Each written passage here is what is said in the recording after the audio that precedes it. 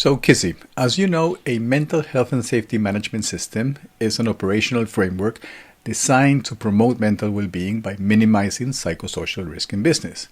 Now, some employers are saying to me that they do not have to implement a mental health and safety management system because there's no legal requirement to implement such system. Can you please clarify this for us? Sure. And it's a common question that comes up. Do I need to do this? Because there's nothing explicit that says you must have a mental health management system in place.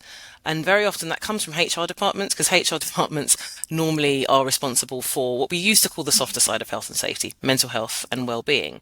The reality is, I think those of us who are responsible for health and safety are fully aware of what the Health and Safety at Work Act says.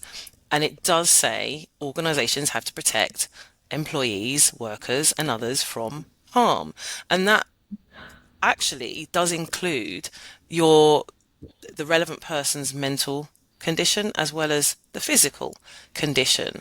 All you've got to look at are things like the sentencing guidelines that make reference to the risk of harm as opposed to physical harm.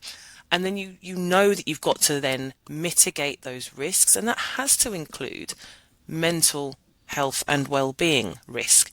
And therefore, if you can do something about that and you can mitigate that sort of risk, as opposed to waiting for that to be used as an exacerbating feature at the end result, once you're being investigated and prosecuted, why wouldn't you put that in place now?